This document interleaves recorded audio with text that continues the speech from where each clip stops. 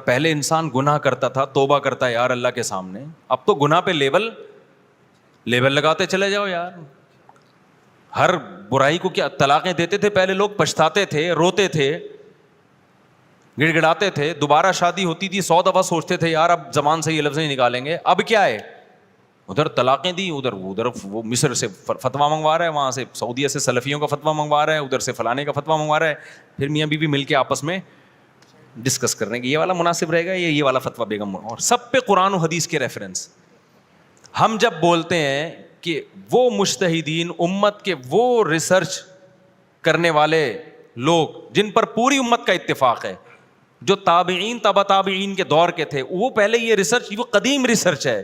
قدیم ریسرچ یہ ہے کہ اکٹھی تین جس طرح بھی دو، ایک مجلس میں دو، الگ الگ مجلس میں دو، جان کر دو، بھولے سے دو، حالت حمل میں دو، حیض میں دو، آپ کا سیٹ اپ کیا ہو گیا، فنش، ختم. یہ قدیم تحقیق ہے، یہ صحیح ہے، سارے صحابہ کا یہی فتویٰ ہے. اس کو کہتے ہیں یہ اندھے مقلد ہیں، یہ اپنے مسلک کو پروموٹ کر رہے ہیں. مسلک کو ہم نہیں کر رہے، مسلک کو آپ کر رہے ہو. سمجھ میں آ رہی ہے بات کہ نہیں آ رہی؟ مسلک کو آپ پروموٹ کر رہے ہو، ہم تو آپ کو مسلک کی جکڑ بندیوں سے نکال کے قدیم مجتہدین کی طرف لے کے جا رہے ہیں. ان کی پرانی تحقیق ہے وہ صحیح ہے. اب جو تحقیقات مارکیٹ میں آ رہی ہیں وہ خواہشات سے مزین، وہ خواہشات کے اثرات ہیں اس کے اندر، اس میں مسلک کو پروموٹ کرنا ہے. کتنی دفعہ میری اہل حدیث سے بات ہوئی ہے یار 3 طلاق پہ بات کرو، نہیں بات کرتے. کیوں؟ ان کو پتہ ہے کہ مسلک کا نقصان ہوگا اس سے. جب دلائل کے انبار لگائیں گے نا ہم طلاق پہ قرآن سے احادیث سے، تو نقصان کس کو ہوگا؟ مسلک ڈیمیج ہو جائے گا. یہ جو حافظ صدیق رضا سے میری نہیں بحث ہوئی تھی، میں بار بار کہہ رہا تھا کہ آپ 3 طلاق کے موضوع پر بات کرو، کیونکہ آپ لوگ 3 کو 1 قرار دے کر زنا کا دروازہ کھولتے ہو.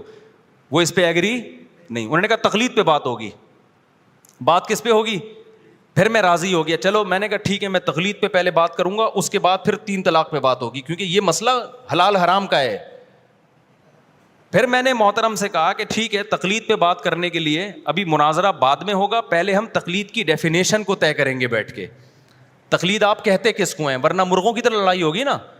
تو تقلید کو ہم ایکسپلین کریں گے بیٹھ کے، تاکہ تقلید کی لگی بندی ایک تعریف ہو، پھر اس تعریف سے آپ کو اور مجھے ہٹنے کی اجازت نہیں ہوگی. تو اگلے اسٹیپ میں ہم اس پہ کیا کریں گے؟ بحث کریں گے. انہوں نے آنے کے بعد 2 گڑبڑیں کی. ایک یہ کہ جو تقلید پہ جو میں نے کہا تھا نا کہ ایکسپلین کرو، وہ ایکسپلین نہیں کیا. جب میں نے کراس کویشچن پوچھے تو اس میں گڑبڑ کر دی. اگر وہ مناظرہ میں نے کرنا ہوتا تو میں اپنے کیمرے نہیں آن کرتا کیا؟ میں یہ دنیا میں کہیں ایسا مناظرہ دیکھا کہ آپ سامنے والے سے مناظرہ کر رہے ہیں، اس کو تو اجازت ہے لائیو چلانے کی، اور ہم اپنے کیمرے بند کر کے بیٹھے ہوئے ہیں. یہ اسی وجہ سے تھا کہ مناظرہ نہیں تھا. یہ کیا تھا؟ آپ پہلے تقلید کی لگی بندھی تعریف ریٹن میں لکھیں گے، اس کے بعد پھر ہم اس پہ آپ سے بحث کریں گے، تاکہ آپ وہاں سے گھومو نہیں. لیکن انہوں نے اس کو مناظرے کا نام دے کے لائیو چلا دیا. تو اصل میں تو بات ہوئی تھی نا میری حافظ صدیق صاحب سے اہل حدیث کے، بھائی طلاق پہ جو ہم یہاں سے فتویٰ دیتے ہیں کہ بیوی حرام ہو گئی، وہ فوراً وہاں احادیث کے ریفرنسز لگا کے نا کہ نہیں ہوئی. تو یہ کتنا بڑا اختلاف ہے یار. لوگ کہیں گے یار یہ کیا ہے؟ قرآن جہاں طلاق کے مسائل بیان کرتا ہے وہاں قرآن کیا کہتا ہے؟ اللہ کے حکام کو کھیل تماشا مت بناؤ. تو جو ریسنٹلی بحث چل رہی ہے اس پہ نہیں آئیں گے. تو مسلک، خدا کی قسم ہم مسلک پرست نہیں ہیں. مسلک پرست وہ ہیں جو اکثر آپ کو مذہبی اسکالرز میں جو فرقہ واریت کے خلاف باتیں کر رہا ہوگا نا، سب سے بڑا فرقہ واریت کا علمبردار وہی ہوگا. یعنی آج کل یوٹیوب کی دنیا میں جو زیادہ چیخ رہا ہوگا نا میں فرقوں کے خلاف ہوں، میں فرقوں کے خلاف ہوں، میں فرقوں کو نہیں مانتا، سب سے زیادہ فرقہ کون پھیلا رہا ہوگا؟ وہ خود ایک نیا فرقہ بنا رہا ہوگا. تو امت میں کوئی بھی آپ کو جمہور امت سے ہٹا رہا ہے، جمہور امت سے. جمہور سے میری مراد اہل سنت والجماعت میں جمہور. ایک صاحب کو میں نے بات سمجھائی ہوئی کہ ایسے تو پورا ایران ایک شیعہ رافضی مذہب کو فالو کرتا ہے، کیا اکثریت کو ہم دیکھیں؟ اکثریت کو نہیں، امت میں اہل سنت والجماعت جو قرآن اور سنت کو حجت مانتے ہیں ان میں اکثریت کو دیکھا جائے گا. شیعہ حضرات کا تو اپنا ہی مسلک ہے نا، وہ تو اہل بیت اور ان کے جو بالکل اصول ہی ہم سے مختلف ہیں. تو یہ امت، ہمارے نبی صلی اللہ علیہ وسلم آخری نبی ہیں، اور یہ امت بھی آخری امت ہے. اب یہ امت کبھی بھی حدیث میں آتا ہے گمراہی پہ جمع نہیں ہوگی. ایسا نہیں ہو سکتا کہ پوری امت غلط ٹریک پہ چل پڑی اور 4 آدمی ہمیں آ کے اسلام سکھا رہے ہوں کہ اصل اسلام وہ نہیں, اصل یہ ہے. تو اس لیے میں آپ سے کہتا ہوں کہ اگر آپ کو فقہ حنفی پسند نہیں ہے, آپ فقہ شافعی قبول کر لو, آپ فقہ مالکیہ پہ چلو, آپ فقہ حنبلی پہ چلو, ہمیں کوئی اعتراض نہیں ہے. ان چاروں میں سے کسی ایک پہ چلو, کیونکہ یہ جدید تحقیق نہیں ہے, یہ کیا ہے, ان چاروں میں قدیم تحقیق ہے اور صدیوں سے چلی آ رہی ہے. سمجھتے ہو کہ نہیں سمجھتے؟ ابھی بھی نہیں سمجھ میں آیا نا, تو پھر آپ کو مل جائے گا, حلال تو ہو جائے گا, سب کچھ مل جائے گا فتویٰ کہیں نہ کہیں سے آپ کو. ابھی کل ایک خاتون آئی, وہ شوہر نے جبری طلاق دی. اب جبری طلاق اگر لکھ کے دی جائے تو نہیں ہوتی, زبان سے دی جائے تو ہو جاتی ہے. اب جو لکھ کے جبری طلاق دی ہے اس میں جبر تو ہونا. اب میاں نے اپنے حساب سے فتویٰ لیا, یہ شو کیا جیسے کوئی بندوق رکھی ہوئی تھی اس کے اوپر, ٹھیک ہے, ایسے ہی اس نے کہانی بنائی, مفتی نے فتویٰ دے دیا کہ نہیں ہوئی. بیگم اس نے آگے بتایا بھائی ایسا کوئی جبر نہیں تھا, کئی دنوں سے اس سے مطالبہ ہو رہا تھا, اسٹیمپ پیپر سامنے لا کے رکھا گیا, اس میں 3 طلاقیں لکھی ہوئی ہیں, زیادہ زیادہ تھوڑی سی, وہ میں پوری دھمکی کے الفاظ نہیں بتاؤں گا, وہ سمجھ نہ جائیں کہ ہماری بات ہو رہی ہے نا, بالکل ہی واضح ہو جاتا ہے نا, تو کیوں کسی کے راز کو انسان فاش کرے. تو میں نے کہا آپ سوال لکھ کے دیں, پھر انہیں جمع کرایا, پھر ہم نے فتویٰ لکھ کے دیا کہ ہو گئی ہے. اب دیکھو فتوے تو دونوں لے رہے ہیں, ایک کچھ اور بیان کر رہا ہے, دوسرا کیوں, خدا کا خوف, بولو نہیں, خدا کا خوف نہیں. عدالتی خلا میں تو بہت ہوتا ہے ایسے. ایک خاتون نے کورٹ سے خلا لیا, ہم نے بتایا کہ خلا نہیں ہوا ہے, آپ کہیں شادی نہیں کر سکتی, انہوں نے پھر بھی کر لی شادی. دوسرا شوہر بھی ظالم نکلا, اب وہ چھوڑ نہیں رہا نا, تو مجھے فون کیا کہ وہ سنیں عدالت سے خلا ہوتا نہیں ہے, تو میرا پہلا والا نکاح باقی ہے نا. آئی بات سمجھ میں؟ میرا پہلا والا نکاح کیا ہے, وہ تو باقی ہے. ہم نے کہا پہلا والا تو پہلے سے ہی باقی ہے, وہ تو آپ کا تو دوسرا نکاح ہی نہیں ہے, زنا ہے. لیکن یہ جو آپ نے دینی احکام کو مذاق بنایا ہے نا, جب عدالت سے خلا لیا اس وقت کسی مفتی کو لفٹ کرانے کی ضرورت آپ نے محسوس, بولو, نہیں کی. اور میں آپ کو بار بار بتا دوں کہ مفتی بھی مل جائیں گے آپ کو, ہو سکتا ہے ایسے اسکالر بھی ہیں جو اس عدالتی خلا کو صحیح کہہ رہے ہیں اور قرآن کی آیتیں بھی کوٹ کر رہے ہیں, لیکن وہی بات ہے, یحرفون الکلم عن مواضعہ. قرآن کہتا ہے کہ یہود قرآن اپنی جو تورات تھی اس کے آیتوں کو جس موقع کے لیے تھیں اس موقع سے ہٹا دیا کرتے تھے. سمجھتے ہو کہ نہیں سمجھتے؟ ایسے ہی ہٹا دیتے ہیں. وہ خلا کا واقعہ ہے نا حدیث میں, میری تو یہ خلا پہ آج کل بہت بحثیں ہو رہی ہیں, آج نئے نئے مارکیٹ میں اسکالرز آ رہے ہیں. ہم ایک طرف چیخ رہے ہیں بھائی یہ کورٹ کا خلا 100% غلط ہے, لوگوں کا تھوڑا ذہن بنتا ہے, اچانک کوئی اسکالر آتا ہے اور وہ ایک ریکارڈ کروا دیتا ہے کہ نہیں یہ 100% شریعت کے مطابق ہے, اور پھر بخاری کی حدیث پیش کر رہے ہوتے ہیں, حالانکہ بخاری کی حدیث میں ایسا کچھ بھی نہیں ہے. ایک اسکالر نے تو اتنی بڑی دھاندلی کی, اتنی ڈھٹائی کے ساتھ جھوٹ بولا کہ نبی صلی اللہ علیہ وسلم کے دور میں باندی کو آزاد کیا گیا تو باندی کو رائٹ دیا گیا کہ وہ اپنے شوہر سے علیحدگی لے سکتی ہے. باندی نے کہا میں اپنے شوہر کے ساتھ نہیں رہنا چاہتی. تو دیکھو عورت کو نبی نے اختیار دیا, تو عورت کے پاس بھی طلاق کا اختیار ہے. نیچے لوگوں کے کمنٹس ماشاء اللہ یہ ہیں, اتنی سینس لوگوں میں نہیں ہے کہ آپ باندی کی بات کر رہے ہو اور اس کو فٹ آزاد عورتوں پہ کر رہے ہو. اسلام میں مسئلہ یہ ہے کہ جب کوئی عورت کسی کی غلام باندی ہوتی ہے تو جب وہ آزاد ہوتی ہے تو اس کو حق ہوتا ہے کہ اپنے شوہر سے وہ علیحدگی لے لے, لیکن جو پہلے سے ہی آزاد ہے اس سے خود ہی پتہ چل رہا ہے اس کے پاس یہ رائٹ نہیں ہے. تو باندی کی آزادی والی حدیث آپ فٹ کر رہے ہیں ان عورتوں پہ جو کسی کی باندیاں نہیں ہیں, لیکن وہ اسکالر بھی قرآن کی آیتیں پیش کر رہا ہے, حدیث کے ریفرنس پیش کر رہا ہے, اور نیچے لوگ بھی یہ ہوتے ہیں جی یہ ہیں صحیح اسلام کو پیش کرنے والے. میں نے کہا یہ جو بے وقوف لوگ نیچے کمنٹس میں پازیٹیو رسپانس دے رہے ہیں نا, ان کے پاس علم تو ویسا ہی نہیں ہے, اوپر سے کھوپڑی بھی نہیں ہے. پہلے میں بہت ٹینشن میں آتا تھا ان چیزوں سے کہ یار یہ ابھی بھی ہوتی ہے ٹینشن, لیکن ہمارے ایک عالم ہیں بڑے استاذ ہیں, انہوں نے کہا کہ جانے دو جہنم میں لوگوں کو. صحیح ہے نا, اس میں ٹینشن لینے کا بالکل نہیں ہے. اللہ میاں نے جو کہا ہے نا میں جہنم کو انسانوں اور جنات سے بھر دوں گا, یہ ہمیں تسلی کے لیے کہا ہے. اللہ ہمیں بچائے, ایسا نہ ہو ہم بھی اس میں گھس جائیں, اللہ ہم سب کو بچا کے رکھے. لیکن یہ اسی طرح جہنم بھرے گی بھائی, اسی طرح بھرے گی جہنم. ایسی تحریفیں. کمال کی بات یہ ہے کہ علاج کے لیے لوگ اس پہ کمپرومائز نہیں کرتے کہ ڈاکٹر کے علاوہ کسی कसाई से इलाज करा दें अपना, उसमें कसाई कितनी मेडिकल साइंस की किताबें खोल के बैठा हो ना, ये देखो ये गुर्दे की पथरी, ये रेफरेंस, लोग कहते हैं भाई तेरी फील्ड नहीं है तो तू, हमें क्या पता ये रिसर्च जो तू पेश कर रहा है ये सही भी है कि गलत है। ऐसा तो नहीं डॉन अखबार का कोई पेपर उठा के लगा दिया हो हमारे सामने। मजहब के मामले में लोगों ने क्या कर लिया है, कॉम्प्रोमाइज कर लिया है, जहां से अपने मतलब का फतवा मिलेगा। तो मैं तो आपसे एक बात करके ना बस आगे चलता हूं, टॉपिक अपना चेंज करता हूं। ये तो चूंकि मैं तपा हुआ था तो कुछ चीजें तपी हुई होती हैं, उसी तरह तपा हुआ मिंबर पे आगे बैठ जाता हूं मैं, तो फिर वही तपी हुई चीजें मार्केट में आ जाती हैं। इसलिए मैं लोगों से कहता हूं बयान से पहले मुझे कोई खबर नहीं दिया करो, क्योंकि फिर मेरे दिमाग में घूम रही होती, फिर मैं उसी को पार्सल कर देता हूं।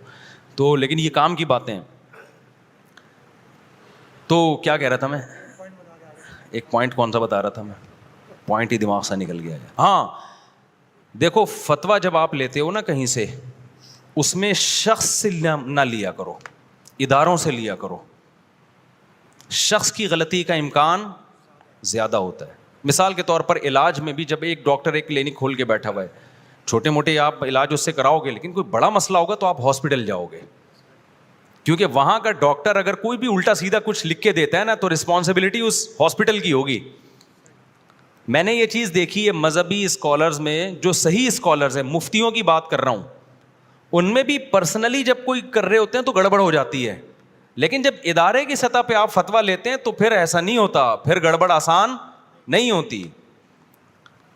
ये बड़े बड़े इदारे हैं, दारुल उलूम कोरंगी है, जामिया रशीद है, बिनोरी टाउन है, आपका जामिया इमदादिया है लाहौर में, जामिया अशरफिया है लाहौर में, पेशावर में अकोड़ा खटक है। ये सारे बड़े बड़े इदारे हैं जिनमें मुफ्तियान किराम का सिलसिला नबी सल्लल्लाहु अलैहि वसल्लम से जाके मिलता है। यानी मुफ्ती फिर उन्होंने किससे फतवा सीखा, फिर उन्होंने किससे सीखा। ये पूरा आज थोड़ी ये मसले वजूद में आ रहे हैं कि जी आपको कोई मसला पेश आ गया तो पहली दफ़ा, ये तो 1400 साल से पेश आ रहे हैं।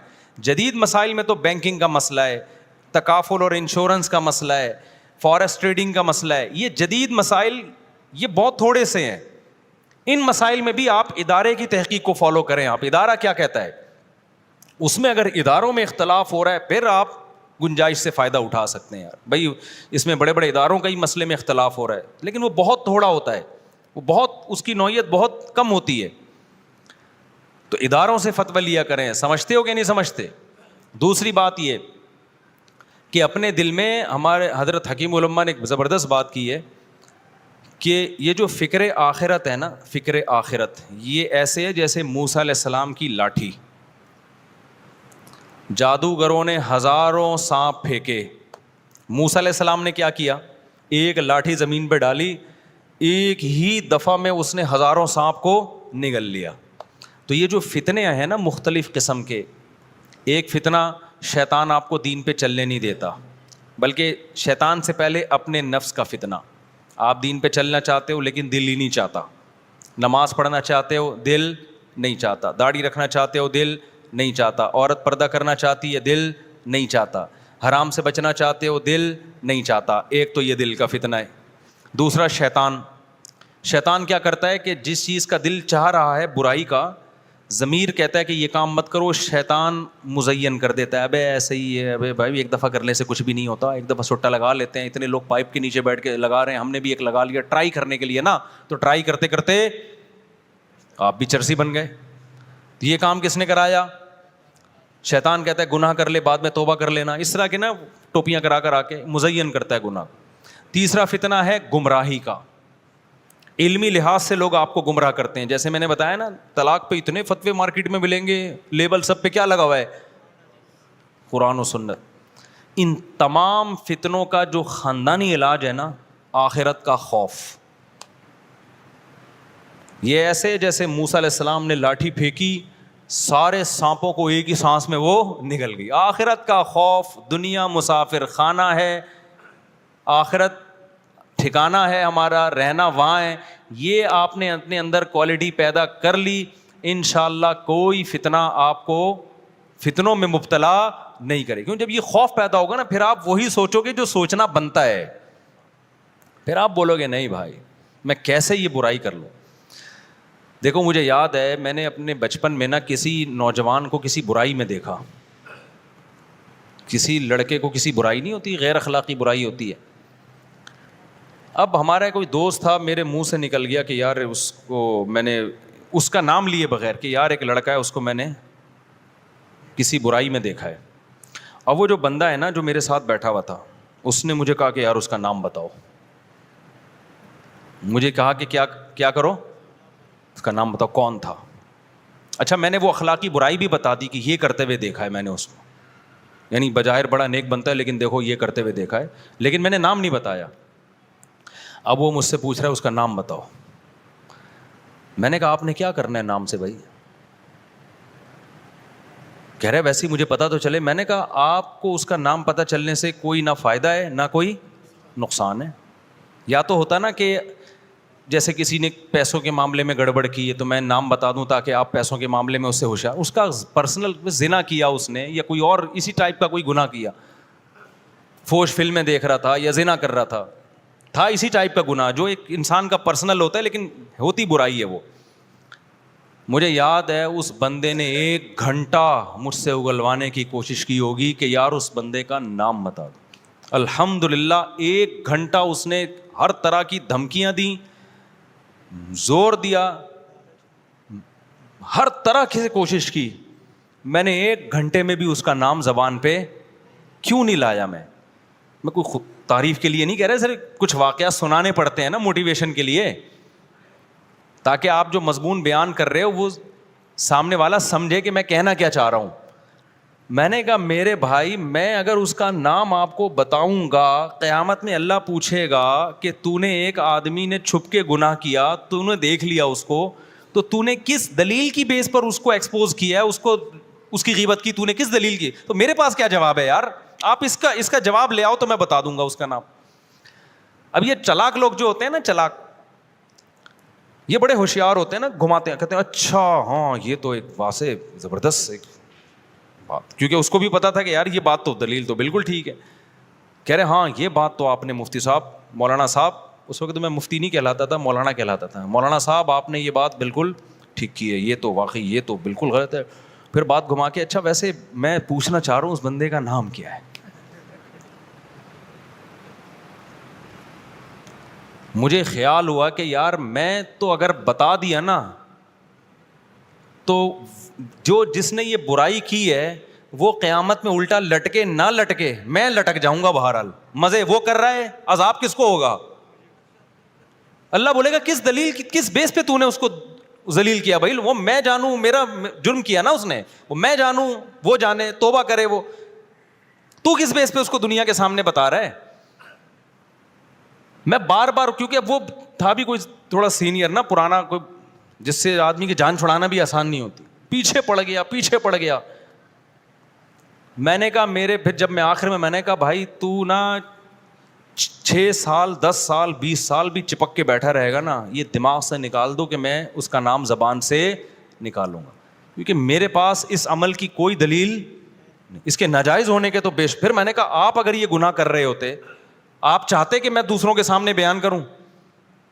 اللہ نہ کرے خدا نہ خواستہ مجھ سے فیوچر میں یہ, اللہ ہم سب کو بچائے, گناہ ہو گیا, میں چاہوں گا کہ آپ لوگوں کو بتاؤ جو کام آپ اپنے لیے پسند نہیں کرتے دوسرے کے لیے کیوں کر رہے ہو بھائی وہ. اور مجھے اس پہ بھی حیران ہوں, اس کی بھی داڑھی جو یہ بات کر رہا تھا, اس کی بھی ٹوپی, 5 ٹائم کا نمازی.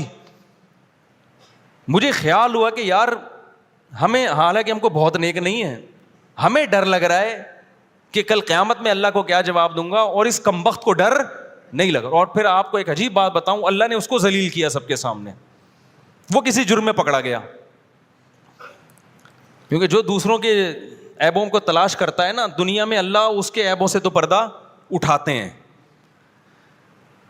تو یہ بہت خوف جب خدا کا نہیں ہے تو ہر چیز پہ حلال کا لیبل لگ جائے گا. آپ نے کسی کے گناہ کو دنیا کو بتانا ہے تو ایکچولی کر کے نا اصل میں بتانا چاہیے کہ بندہ کیسا ہے, تاکہ لوگوں کو پتہ چلے سوسائٹی میں کیا ہو رہا ہے.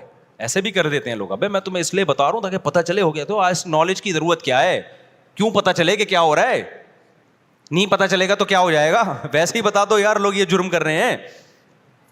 نہیں آئی میرا خیال ہے بات سمجھ میں, تو جب خدا کا خوف نہ ہو میرے بھائی، دلائل کے تانے بانے ہر آدمی، جیسے اس نے نا 1 گھنٹہ مجھے دلائل دینے کی کوشش کی، ایکچولی میں اس لیے پوچھ رہا ہوں، ایکچولی میں اس لیے پوچھ رہا ہوں، مجھے پتا تھا اس کو ٹھڑک ہے، کیونکہ جب کسی کا گناہ پتہ چلتا ہے نا آپ کو، تو پھر آپ اس کو بلیک میل بھی کر سکتے ہیں، کم از کم وہ آپ کی نظر میں ہمیشہ کے لیے برا تو بن ہی گیا. اب کل کوئی آپ کو نصیحت کرے گا وہ تو آپ بولیں گے ابے تو ہمیں نصیحت نہیں کر، ہمیں پتہ ہے تو کہ تو کیا ہے. بعض دفعہ ہوتا ہے کل وہ فنٹر بن کے سمجھا رہا ہے ایکچولی یوں نہ کیا کرو گے، اب تو رہنے دے، ہمیں پتہ ہے تو ہمیں نہیں سمجھا. تو یہ سب چیزیں کام آتی ہیں فیوچر میں. سمجھتے ہو کہ نہیں سمجھتے ہو؟ تو اس لیے میرے بھائی خدا کا خوف اگر نہیں ہے تو سب کچھ کیا ہے؟ حلال. اور خدا کا خوف اگر ہے تو غلطی سے بالفرض اگر گناہ ہو بھی جائے نا انسان سے، اس پہ غلط دلائل کے لیبل نہیں لگائے گا، خدا کے سامنے روئے گا،